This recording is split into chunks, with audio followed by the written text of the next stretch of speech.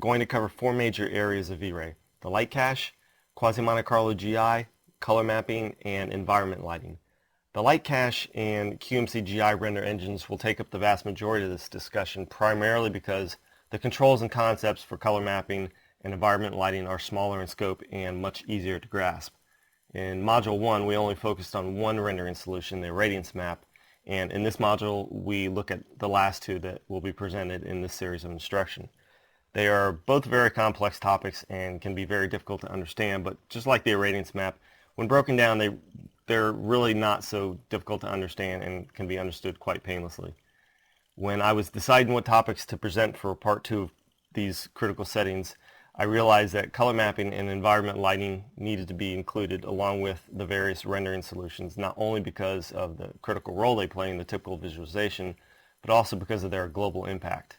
Although other areas of V-Ray such as materials, displacement, depth of field, etc. are obviously very important in much of our work, none of these has as much an immediate impact or direct impact on the actual lighting of our scene, and none need to be discussed so early on as these two concepts. Hopefully by the end of this module you'll have a good understanding on all these important concepts, and hopefully you'll have a good foundation with which to efficiently and effectively cover the remaining modules. So we'll start this module with an in-depth look at the light cache. Okay, so what is a light cache? Well, it's simply another set of complex algorithms used to approximate indirect illumination. Unlike some of the other GI solution types, the light cache has only been around a few years, and it was first developed by the makers of V-Ray. It's a fantastic lighting solution, and it's arguably the most widely preferred secondary bounce engine among V-Ray users. And there's two main reasons for this. One, it provides a great mixture of speed and quality, and two, it's very simple to use relative to other solution types. One of the things that makes it so easy to use is that it does not have a multitude of variables that control adaptive behavior like the irradiance map, and this alone makes it a much simpler solution to use. Nonetheless, it is still a complex creation that contains enough variables to confuse and overwhelm many users. In just a moment we'll jump right into some visual demonstrations that will make understanding this solution quite simple, but I want to talk for just a moment about some of the advantages and disadvantages of the light cache in comparison to some of the other solution types. And just as a quick note, I'll review these briefly at the end of the module. Well, first of all, as I mentioned in Module 1, I'm not going to be covering the photon map solution because, as far as I'm concerned, it became outdated the day that the light cache was developed. Now, the photon map is still an important feature for caustics, but with that exception, I wouldn't recommend its use over the light cache because the light cache provides a much faster and more accurate approximation. And this is really what it all boils down to, speed versus quality. And to achieve the same level of quality with other types, the settings have to be adjusted so high that their rendering times will almost always exceed that of the light cache. But why is the light cache so much faster? Well, the reason could be laid out in front of you in mathematical terms, but in a nutshell, light cache is able to compute a very large number of light bounces very quickly. As a side effect to this benefit, it's not as accurate a solution as the irradiance map, or as we'll discuss later in this module, the QMC, the quasi-Monte Carlo solution. And because it's not as accurate as these two methods, I wouldn't recommend using it as the primary bounce unless you're performing progressive path tracing, which is a great technique in which light cache is utilized for both primary and secondary bounces. This technique will be covered much later in Module 7, but for right now I'm limiting my use of the light cache to secondary bounces. Now, because the light cache is so good at calculating a large number of light bounces, it's very effective for interiors, where light tends to be trapped more and bounce around more surfaces than it does in exteriors. Additionally, the light cache effectively spreads out the light very well, making it even more effective for interiors. And smooth lighting is extremely important for nice interior images.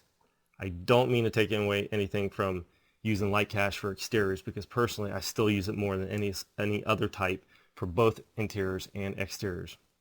I just wanted to make mention, and I'll hit on this again when I talk about the QMC solution later in the module, I just wanted to make mention that a large number of secondary light bounces just isn't as important for exteriors as it is for interiors. In fact, many users prefer the light cache exclusively for interiors while using the QMC exclusively for exteriors. When we get into the QMC, you'll see why, but for now, enough background talk about the light cache. Let's get into some real scenes. And if you want to follow along with this demonstration, open up the file called corridor.max.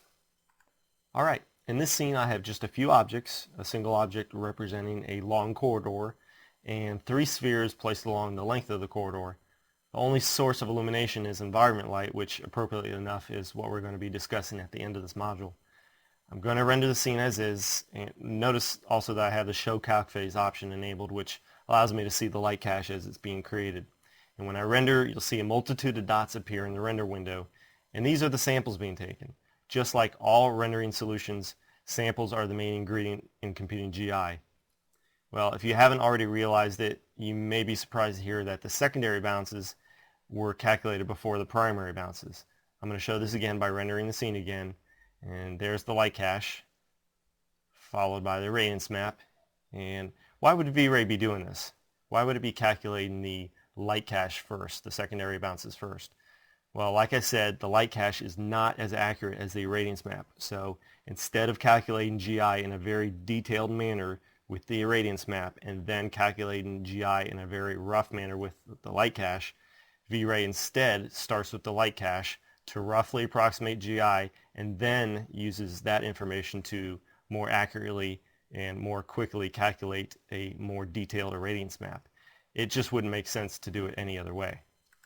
Okay, so having said that, the samples that the light cache takes is controlled by the subdivisions value here within the light cache rollout. The number of samples taken is actually the square of this value. And to see this, I'm going to switch the primary bounce engine to light cache and enable the Don't Render Final Image option, and this will allow me to see the light cache samples instead of erasing them with the irradiance map or the final image. Now there's a setting in the light cache rollout called number of passes, and what this feature does is it allows you to take advantage of calculating a light cache with multiple threads or multiple computers by each thread or computer calculating part of the total solution. This is a great option for network rendering, especially when animations are being rendered. When the final light cache is shared among those threads or computers, it will lead to less variance in the GI from one frame to another, such as flickering, which is a very common problem in GI solutions. Now, for the purposes of this demonstration, I need to change this value to 1 simply to prevent a blending of samples from the multiple threads I'm using within my computer. Also, for this demonstration, I need to make my sample size something really high, like 1, so that it doesn't affect the number of samples taken. And you'll know in a moment why I say this. Finally, I'm going to set my subdivision value to 1 and render. And when I do, you'll see one lone dot appear in the render window, and this represents the 1 sample taken. If I increase this value to 2, you can count 4 samples. With a value of 3, you can count 9 samples, and 4 gives me 16 samples, and so on. So what should you use for the subdivision value?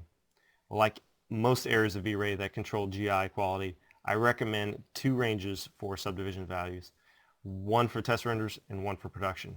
For test renders, I would recommend values around 100 for large scenes and 250 for small scenes. As a general rule, for production renders, I simply multiply these values tenfold.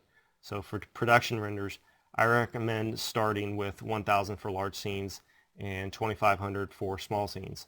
Values above 2500 should really be avoided because of the smaller and often negligible benefit that comes at a greater cost of rendering time.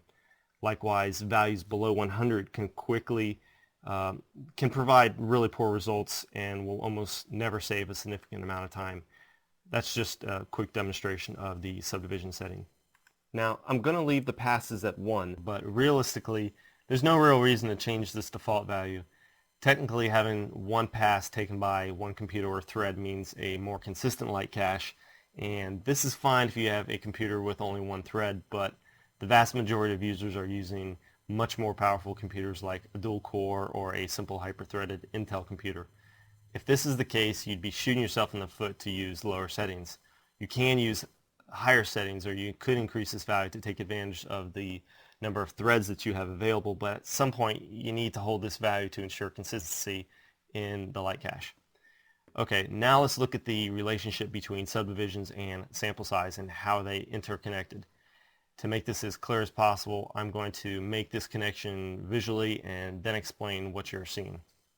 I'm going to switch the subdivisions value to 20, which means I'll have 400 samples to work with. I'm also going to switch this filter option here from nearest to none, and this is very important, but I want to wait until we're a little further along with the discussion of light cache, because talking about it right now might only confuse. And finally, I need to disable the don't render final image option. And when I render the image, I'm thrown back to the days of CGA graphics and 16 color computer displays. But what this cell-like image is really showing is 400 individually colored sample areas. I call them cells. They are individually colored according to the color detected by the sample, which was taken at the center of the cell-like area. Now, I'm going to re-enable the don't render final image option so that you can see the actual sample dots.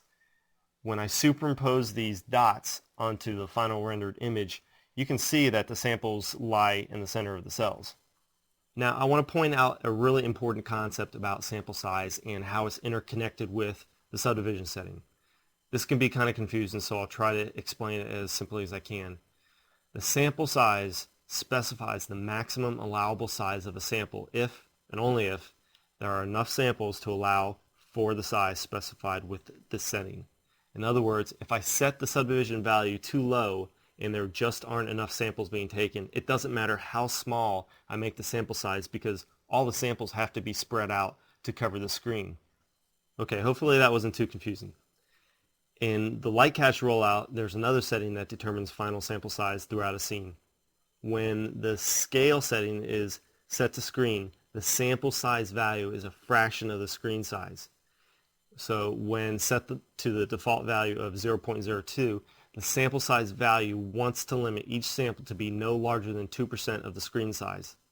This doesn't mean that the sample size will necessarily be 2% or smaller, because if there aren't enough samples to divide the image up into, then the actual sample size could be much larger. If you look closer at this image, you'll see that in fact these samples are much larger than 2% that I've indicated or dictated. And the reason why is because I haven't allowed V-Ray to take enough samples. Well, now I am going to allow enough samples to be taken. I'm going to use 200 subdivisions, and when I render, you can see that the samples reduce to their specified size of 2% of the screen size. If I increase the subdivisions value now and re-render, you'll actually see no difference in the size that make up the samples. Okay, now let's go on to the opposite direction and make the sample size be really large. When I use a value of 0.1, I'm telling V-Ray to make my samples no larger than 10% of the screen size. And when I render, you can kind of make out that the samples are approximately 10%, but because we took so many excessive samples, 40,000 to be precise, the cells aren't still defined by the same size, but their colors have been adjusted to reflect the additional information that V-Ray learned by taking the extra samples. This is really evident if I reduce the subdivisions back down to 20.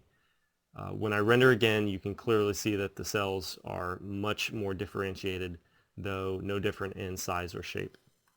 Now let's look closer at what the scale setting means, and this is really important. If you look at the last rendered image, you'll see that all the samples are the same size relative to the camera's view. But look closely and you'll realize that a sample in the foreground represents a much larger area than the same sample size on the back wall of the corridor. And this means that the samples are less accurate when they are taken farther away from the camera. Although this isn't a problem from the current perspective, if you were to move down the hall and render this image again with this saved light cache, your image will likely not have as much quality. And let's see this. I'll change the subdivisions value to 100 and the sample size to 0.02. When I render the image, you can see that the cells on the back wall appear to be the same size as the cells in the foreground. Now there's some distortion because of the varying angles we're viewing some of these surfaces at, but all the cells are close to the same size, and you can see this most clearly by comparing the cells in the front of the wall to the cells in the back of the wall. In fact, I'm going to take a quick second to create another object here. I'm going to create a box, and I'm going to move it into just such a position that you can see a surface on the front, similar to what you would see on the back wall. And when I render this, it's pretty evident that the cells in the box are the same as the cells on the back wall. Finally, if I change the scale to world and set my sample size at 1 foot, when I render, you can see that the samples are the same size everywhere in the scene, and therefore samples in the foreground take up more screen space than samples in the background. Notice something else interesting here as well. See how the shading of the cells changes from the front of the scene to the back? Why would this be? Well, I alluded to the reason a moment ago when I said that with excessive samples taken, more information can be used to define the color of the samples. So again, these cells in the foreground are the same size as those in the background, but the cells in the foreground actually had far more samples taken in their area and more information therefore to correctly shade their sample cells. But why isn't the light cache smoothing or blending these sample areas together so that they don't look so cell-like? Well, if you recall from Module 1, I created a circle and smoothed the curves of the circle by adding interpolation steps. Essentially, we have to do the same thing here. A moment ago, I mentioned that I needed to place the interpolation sample setting to none, and I did this to show the sample areas in their cell-like form. But now I want to bring the interpolation samples back so that they are smoothed out to a more pleasing appearance. So I set the interpolation samples back to nearest, which simply tells V-Ray to determine any given point by looking at the nearest X number of samples to that given point. If I set this value to 1 and render, you'll see that nothing has changed. And the reason why is that at any given point within the shaded cell, V-Ray is looking for the closest sample lying next to it, which of course is the sample that was used to color the entire cell. But if I increase this value to 2, V-Ray is going to look for additional nearby samples to help determine the final color of the given point. If I put this value back to the default value of 10, the result is a fairly smooth blend of sample areas. Now the final thing I want to do here with the light cache is restore this image back to a higher quality. So the first thing I'm tempted to do is try raising the subdivision value to something such as 500. When I render with a subdivision value of 500, it becomes obvious that this value alone is not going to restore our image. The biggest problem is right now we're wasting precious resources on samples in the background. And this is solely because we still have the scale set to world. Remember, for stills, there's absolutely no reason to use world. The world setting is only a worthwhile option for animations. And we'll discuss this further in Module 4 when we talk about animations. So I'll switch to screen and set my sample size back to the default value of 0.02, which is a good default value. And I'll render, and after a moment I'll see that something still is not right with my image. Earlier I stated that the light cache is not meant for detailed GI, and now we can see that this is really the case. Only way to get a really nice high quality image using a light cache for primary bounce is to use extremely high quality settings, which will simply result in much longer render times than you would get if you were just using the irradiance map or QMC instead. So that's the light cache in a nutshell, and hopefully you'll better understand what's going on behind the scenes when you use this GI solution, and hopefully you'll achieve much better results in much less time. Okay, now it's time to switch gears and look at the final render solution that we're going to be discussing in these modules, and that would be the QMC GI solution. Now the QMC solution is neither my favorite primary or secondary bounce solution, but I do use it on occasion for very specific things, which we'll discuss, and it is a completely sound choice for anyone deciding to use it. Everyone has their own methods of implementing GI, and this is certainly a favorite among many V-Ray users. Okay, let's look at what this solution is all about. The term Monte Carlo is used in mathematics to describe a method of solving complex mathematical problems, and this is done through the use of algorithms just like all the other GI solutions. The designation of Monte Carlo was actually first made in the 1930s, and it's a reference to the casinos in the city of Monte Carlo, Monaco, and it was chosen by a group of mathematicians that were relating the random and repetitive nature of the casinos to the similar nature of the algorithms which they created. The term quasi can be defined as having a likeness to something or similar to something. And therefore, by definition, the quasi-Monte Carlo method is similar to the Monte Carlo method with one important exception. Instead of using random sequences, the quasi-Monte Carlo method uses sequences that are uniformly distributed. V-Ray uses this same QMC approach to calculating global illumination. Another term in mathematics is brute force. This simply means to solve an equation by trying all possible solutions. As an example, applied to the field of cryptography, which is code breaking, it simply means to break a code by testing every possible solution. The QMC method is known as a brute force method because potentially it's capable of computing GI everywhere in a scene. This method is not adaptive like the irradiance map and the light cache because samples are taken in uniformly distributed areas, regardless of the information derived from other previous samples. Although the QMC method is theoretically capable of calculating a perfect solution, this is really never a feasible or practical way of thinking. Like other rendering solutions, the QMC method is simply another way of approximating GI to a quote-unquote acceptable degree of accuracy. QMC is a great option for calculating GI in a scene for certain situations, but to better understand what those situations might be, you need to know what the advantages and disadvantages are of using the QMC method. When I talk about the QMC method, I like to point out that there's really 4 primary advantages for using the QMC method over other GI solutions. The greatest advantage of the QMC method is the ability to produce very accurate GI. The only competition that QMC has in this regard is the irradiance map, which, because of its adaptive nature, leads many to choose the irradiance map as their first choice for primary bounce. Remember that the primary bounce requires a high level of accuracy. Because the QMC method is referred to as an exact method, it should be no surprise that there are few controls used to dictate the quality of the image. And this is the second advantage. A third advantage is that because QMC doesn't store sample information for later use, it requires far less memory to use than adaptive methods. The fourth and final big advantage of the QMC method is that when rendering scenes with moving objects, besides the camera, which is not something that is actually rendered, it's the only alternative to rendering a scene in multiple passes and compositing the separate passes later. With adaptive solutions, you cannot render moving objects without doing so in multiple passes. This will be discussed in depth during Module 4 animation. Now, there's really only one main disadvantage of the QMC method for calculating GI, and unfortunately, it's a big disadvantage, and that would simply be the time that it takes to create quality images. This one disadvantage makes this solution unacceptable for many users in many situations. To better determine when it might be appropriate to use this rendering solution, let's look at an example scene and compare the results of using the QMC solution with other solution types. If you want to follow along in the max scene, open up the file called gitest1.max.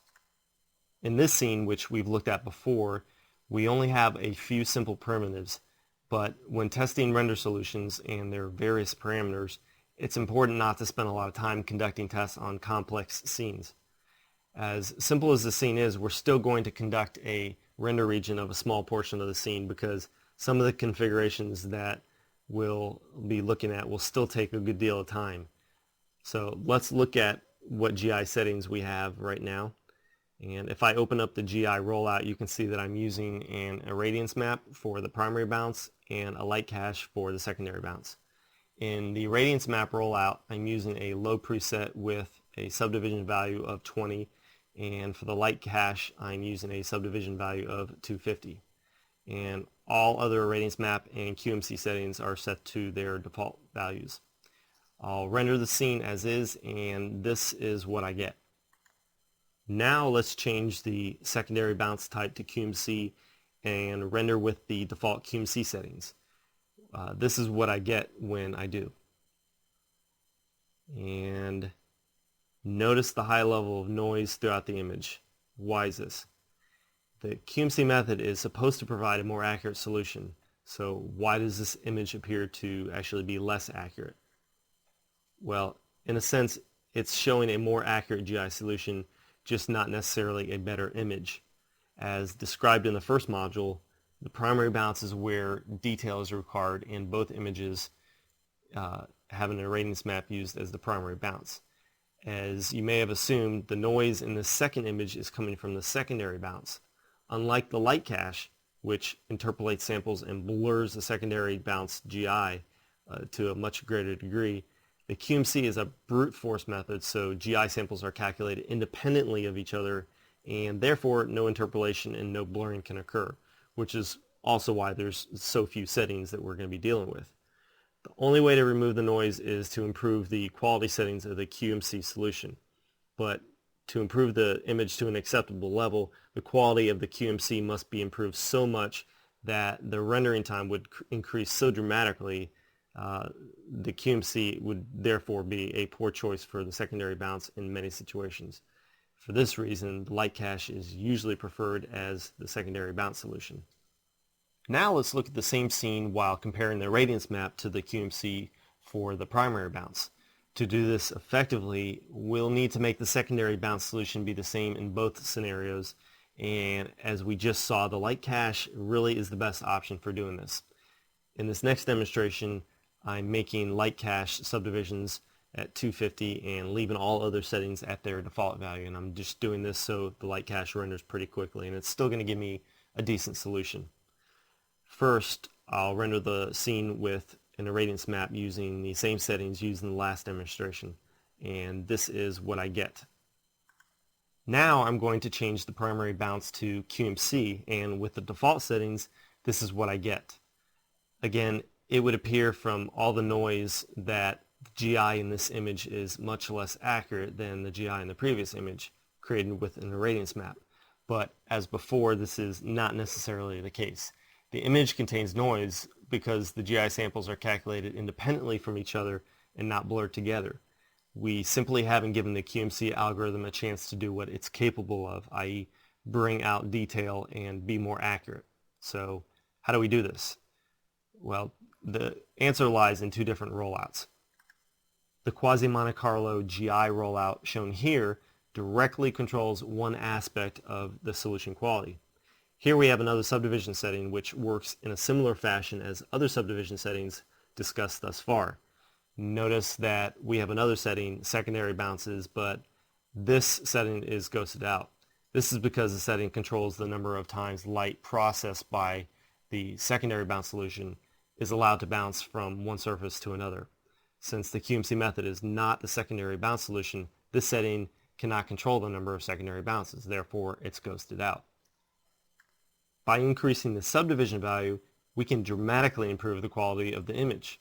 Increasing subdivisions increases the number of samples taken, thereby reducing the noise. At a value of 40, the image looks like this. And notice the noise is very small, but the rendering time increased from 1 minute 37 seconds to 3 minutes 6 seconds. The increase in quality comes at a hefty price when using a brute force method. But the Quasi-Monte Carlo GI rollout is not the only section in V-Ray that controls the quality of the GI solution. The QMC sampler shown here plays a critical role in specifying the GI solution quality.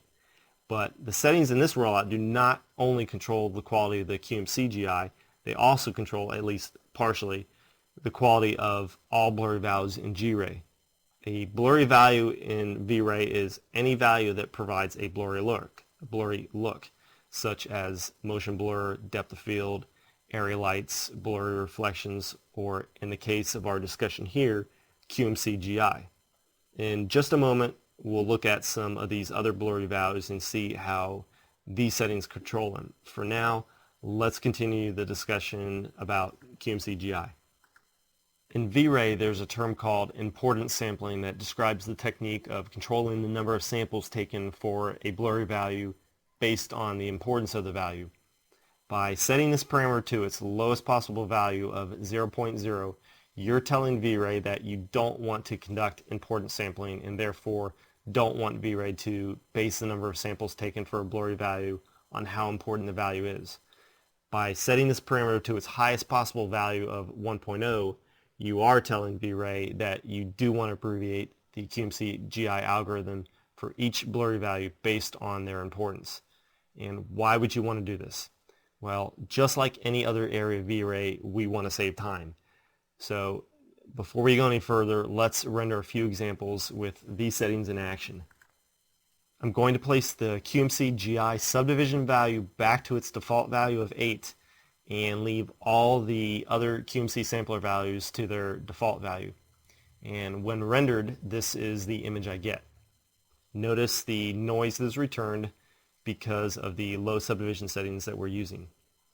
Now I'm going to change the adaptive amount value to 0.0 and render the scene again. This is what I get. Notice the increase in rendering time, yet no improvement in GI. And the increased render time came because we told V-Ray not to adapt to the situation and therefore not abbreviate the rendering algorithm. But since we're only specifying 8 subdivisions, not abbreviating the rendering solution does not mean that we're going to have a nice GI solution. With 8 subdivisions, we're simply not giving V-Ray enough information to work with. Now, another critically important setting in all of this, and one that confuses a lot of people, is the noise threshold value. When some users see this setting, they naturally tend to think that it will automatically remove noise in their scene. This is not necessarily the case. It can, but only when used correctly in conjunction with the blurry value in question and the adaptive amount value. In this case, the blurry value in question is the QMC GI subdivision value. So what do you think would happen if I increase the noise threshold value to its maximum value of 1.0? If you think it will have any effect on the noise in this scene, you'd be wrong. So let's see this. And this is what I get. As you can see, there's no change in the QMC GI quality and no change in the rendering time. So why is this? Well, it's because the noise threshold is only a control for the importance sampling, i.e. the adaptive amount value. If you don't conduct any importance sampling, i.e. if the adaptive amount is set to 0, then you cannot specify how much noise you want the importance sampling to be governed by. Now I'm going to tell V-Ray to become fully adaptive and spend some time trying to figure out how to shorten the algorithm according to my noise threshold. As you can see, with a noise threshold of 1.0, V-Ray actually spends more time producing a lower quality image. It's difficult to quantify the number of samples taken when you don't actually have the ability to see these samples like you do with the irradiance map and the light cache. My only conclusion from this result of increasing render time is V-Ray is trying to internally resolve some unreasonable requests between the importance sampling and the noise that the sampling is controlled by. And now I'll reduce the noise threshold to the default value of 0.01, and as you can see, the noise in the image is significantly reduced and it comes at a dramatic reduction in rendering time. However, the noise is still not at an acceptable level. So I will reduce the noise threshold to its lowest possible value of 0.0 and watch what happens. Absolutely nothing. There is no change whatsoever to the rendered image. And why would this be? Well, it's because we're simply not giving V-Ray enough samples to work with. And why don't we have enough samples? Because we have the subdivision value set too low. The only thing we can do to decrease the noise at this point is to increase this value. Let's try a value of 20, and when I render, this is what I get. And finally, I want to see if I can improve the quality even more by not conducting any importance sampling. So I reduce the adaptive amount to 0.0, and this is what I get. A slightly improved image at a cost of 50% more rendering time. To summarize all of this, the noise threshold value only plays a role when importance sampling is conducted, and importance sampling only plays a role when a blurry value has enough subdivisions, thereby generating enough samples. But remember that the values in the QMC sampler rollout affect all blurry values, not just the QMC GI. For this reason, I highly recommend making sure first that each blurry value is set properly. Then and only then can you experiment with various noise values, leaving the adaptive amount set to 1.0. The smaller your adaptive amount, the less effect your noise value will have. For most situations, I have found that increasing the adaptive amount to its highest value gives you the best speed versus quality. There are two other settings worth mentioning in the QMC sampler rollout: the global subdivisions multiplier and the min subdivisions value. By doubling the global subdivisions value, you're telling V-Ray to double every subdivision value in the program, with the exception of the subdivision values for light cache, caustics, photon map, and image sampling. Some use this to quickly increase the quality in their scene, but I really don't recommend doing so. It would be like putting a cast on a sprained but not broken leg. It will definitely improve the quality of a problem setting that you may have in your scene, but it's also likely to improve settings that really don't need improvement, and thus lead to dramatic increases in rendering time, especially if you're not careful. The same applies to the minimum subdivisions value, the minimum samples value. It can be hard to specify a minimum samples value when you don't even know what the true number of samples you're working with are, and even if you did, you might be applying a much higher quality setting to an area you're seeing that doesn't simply need the higher setting. Before we leave a discussion on QMC GI, I want to talk about real quickly the second of only two settings within the QMC GI rollout, the secondary bounces setting. This option is only available when the QMC solution is selected as a secondary bounce type. When it is, you can specify exactly how many times light bounces around outside your view. This can be helpful for reducing rendering times when using QMC as a secondary bounce. As a matter of personal preference, I prefer to always use the light cache for secondary bounces, but many users like the QMC for exteriors, and the ability to limit the number of secondary bounces is a big reason why. With the light cache, you can essentially achieve a very large number of secondary bounces with a relatively small amount of rendering time relative to other GI solution types. For interiors, a great number of bounces is far more important than it is for exteriors. Color mapping is a term used to describe the way V-Ray changes the final color of your screen's pixels to adapt to the limitations of the typical computer display. It works much like the exposure controls on a real camera or even within Macs. It can also be compared to the way the human eye changes to allow more or less light to enter the retina. Color mapping is a requirement for any rendered image, and as you'll see, it is far less difficult to understand than the topics we've discussed up to this point.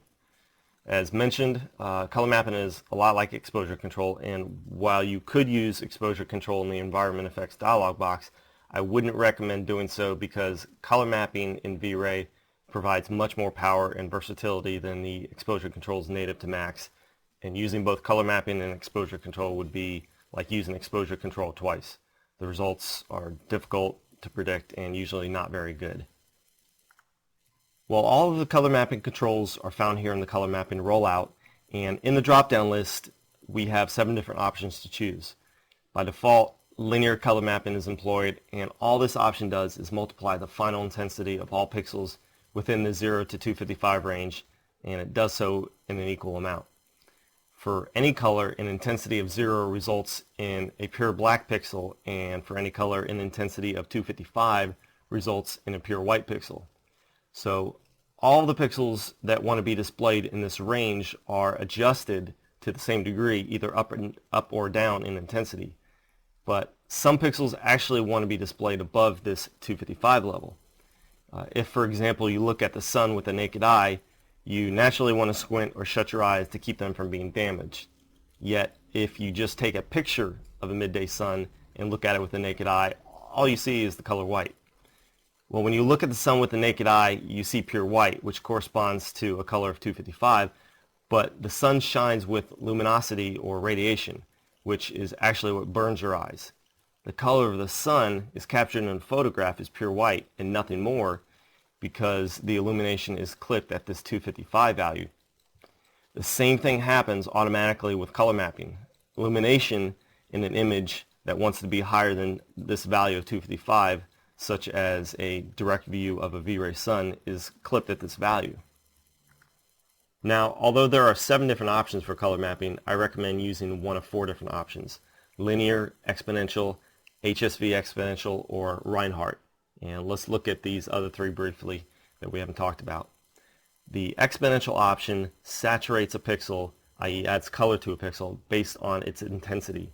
And what this means is that pixels that are really intense or bright white will be given more color, thereby replacing the white with color. And pixels that are less intense will be given less color. So the end result is that brighter areas in the scene will not appear to be so bright, and dark areas will not appear to be so dark. So let's see this.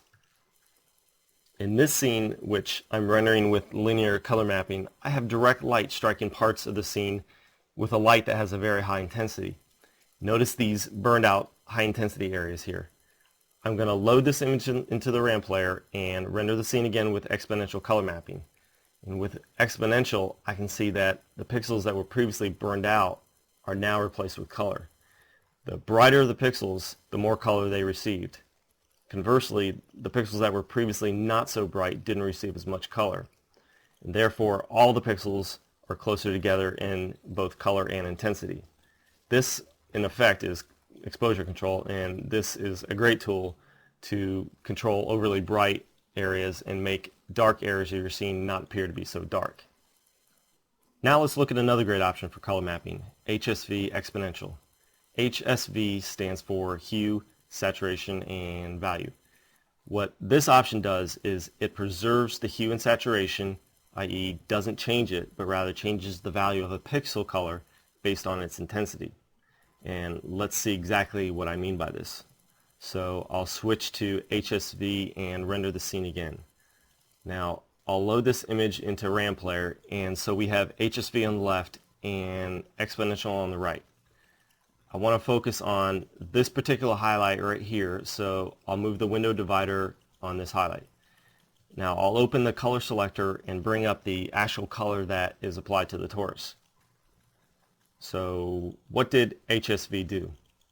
Well, look closely at the highlight and you'll see that instead of allowing this area to be washed out with white, it instead preserved the hue shown here on the color spectrum, and it also preserved the saturation shown here. So instead of changing the hue and the saturation, it instead only changed the value of the color as I'm doing here. The more intense the pixel, the more value it added. The less intense, the less value it added. And that's all that's going on here. It's really that simple. The end result of this type of color mapping is a more vibrant display of colors and less intensely illuminated areas. Now, you may want bright, washed out, or overly lit areas of your image, in which case this really wouldn't be a good choice. But if these qualities aren't needed, then HSV might be a mapping type that you might want to try. The final color mapping I want to explore is Reinhardt. This is my personal favorite, and all it does is provide a mixture of linear and exponential. The mixture of these two color mapping types is controlled by the burn value shown here. When burn is set to 1.0, the result is purely linear color mapping, and when burn is set to 0, the result is purely exponential. And as a matter of preference, I always start my scenes with Reinhardt using a burn value of 0.5. When I do, I'm telling V-Ray I want a 50-50 blend of linear and exponential. And I've just found that this is a great place to start test renderings and a great place to start my color mapping. Just like so many other areas of V-Ray, you really need to test different color mapping types in different settings within these various types. So in the case of my preferred choice, Reinhardt, if I render a scene and determine that there's just too many areas of overly bright highlights, all I need to do is reduce my burn value and bring it closer to exponential color mapping.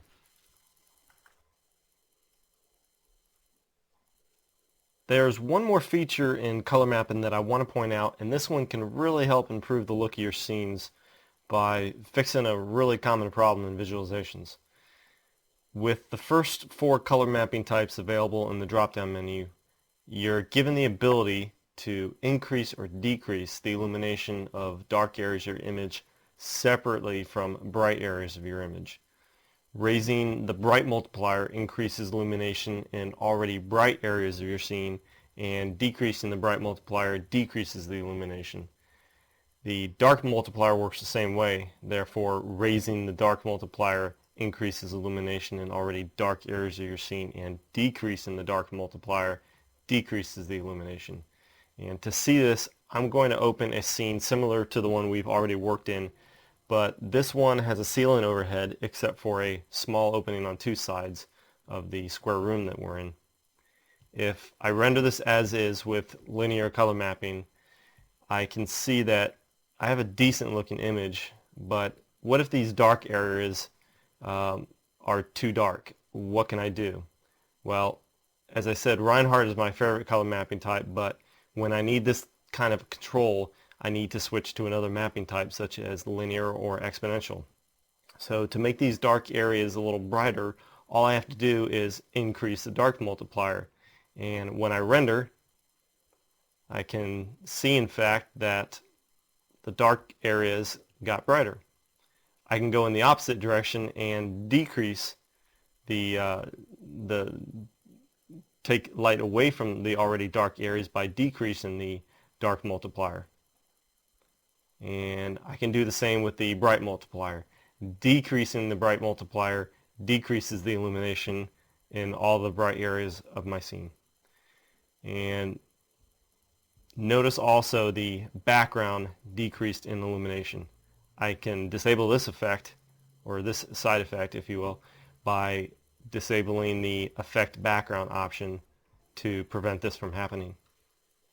The final area I want to cover in Module 2 is environment lighting. Now, a discussion of this particular area of V-Ray can lead to lengthy coverage over a wide range of similar topics, such as HDRI lighting, which stands for High Dynamic Range Images, more simply image-based lighting. This particular topic and several other topics could be included in the discussion right now, but I'm not going to do so soon in these modules.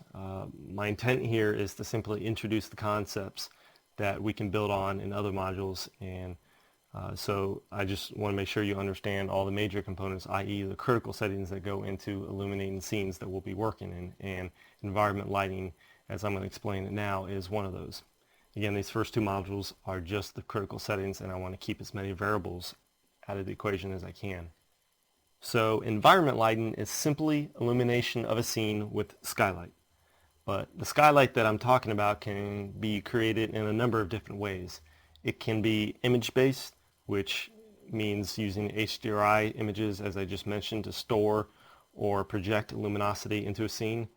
It can be a V-Ray dome light, which we'll talk about in the module on lighting. It can be a V-Ray sky map, also discussed in the module on lighting. It can be a IES sun, or it can be controlled right here through the environment rollout. All I'm going to talk about right now is the illumination of a scene through the environment rollout. So using the same scene I already have open, if I want to increase the apparent illumination due to the effect of skylight, all I need to do is increase this multiplier. When I render the scene again, I can clearly see that my entire scene is more illuminated. And a nice effect for interiors is to use a high multiplier value to get this nice washed out look where the light enters the room. The smaller the opening the light has to come in, the greater you can raise the multiplier value. Now, the strength of the environment light is controlled not only by the multiplier value, but also by the color swatch shown here. With a pure black color, there will be no skylight, and with a pure white color, there will be full skylight, or at least as much as the multiplier value will allow. The color not only controls the strength of the skylight, it also controls the color. So if I wanted to simulate the kind of skylight you would see during a sunset, all I need to do is select the appropriate color, dial up or down my multiplier value, and I get that kind of skylight. Now, I forgot to mention that this feature is not even on by default, and unless you enable the GI skylight override inside the environment rollout, V-Ray is going to use whatever color you've selected in the environment and effects dialog box to create skylight. So if you don't want skylight at all, simply make sure the color is black here.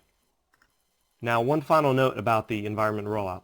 The top part of the rollout controls skylight, but You're also given the ability to control a different look to skylight in reflections and in refractions. And as a quick example, if I change the reflection environment light color override, I will see that color in all the reflected surfaces that show the 3ds Max background in all the reflections.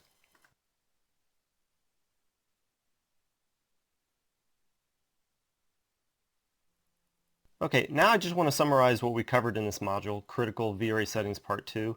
There were 4 major concepts: light cache, quasi-Monte Carlo GI, color mapping, and environment lighting. With the light cache, we saw that it provides a great mixture of speed and quality, and the primary reason it can do this is it can compute a very large number of bounces very quickly, and that helps to add to the smoothing look to the GI, which it provides much better than the irradiance map and quasi-Monte Carlo GI. Now, the subdivisions values is what controls the number of samples. Number of samples is actually the square of that value. And the sample size will determine the max size of the sample areas if and only if there are enough samples.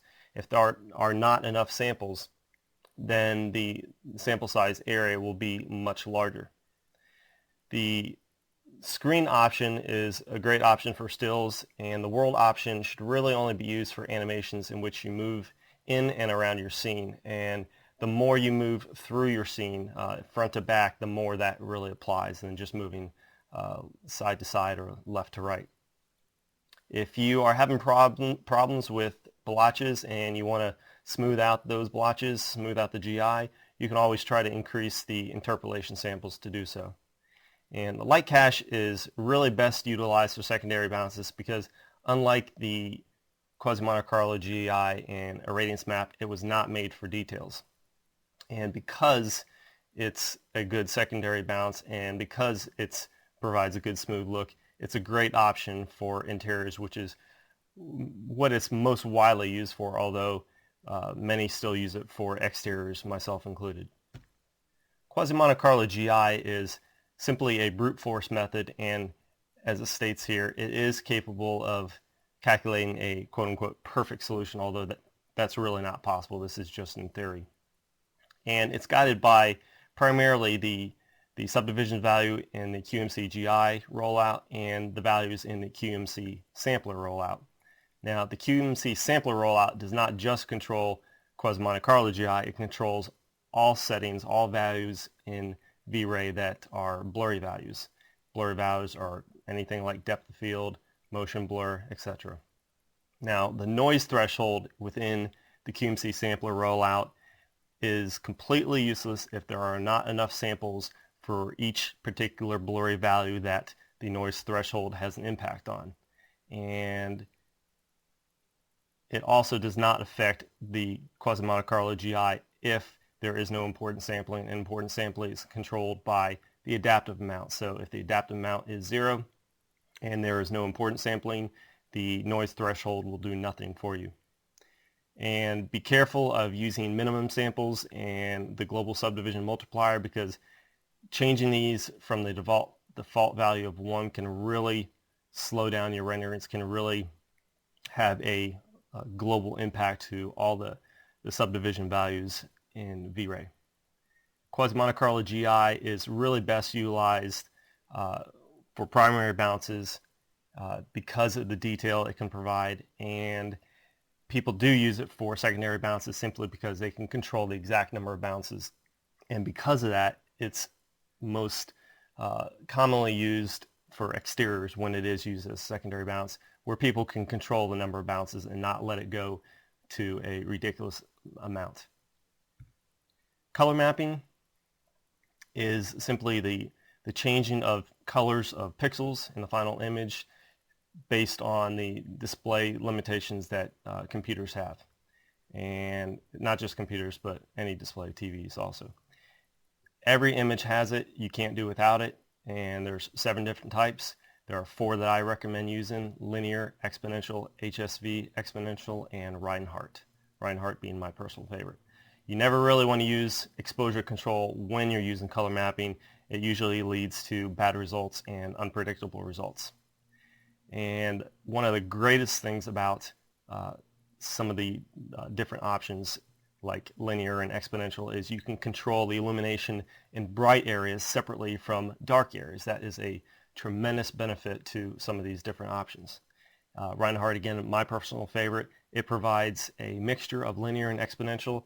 Using a burn value of 0.5 will give you a 50-50 mix. If you want to make it a little brighter, a little more towards the linear side, increase this value. If you want to reduce it, you can take it to the exponential side. And something I didn't talk about, I just realized you can use the gamma value and actually decrease the gamma value to help create moods that otherwise would be a little more difficult to set up, and such a type of scene would be a night scene. It provides great options for doing that. And last, environment lighting is nothing more than the illumination of a scene through skylight. And there are numerous ways to do this. It can be done through images such as HDRIs, high dynamic range images. It can be done through the use of a V-Ray light, a dome light. It can be done through a V-Ray sky map. There are numerous ways to do it, including what we saw just a few minutes ago, using the environment rollout. And by default, the environment color swatch is not activated, and if you do, you can override the color that is in the environment effects dialog box. The color swatch within the environment rollout provides a great way to add color to the skylight and give your scenes a very specific look. And that concludes Critical Settings Part 2.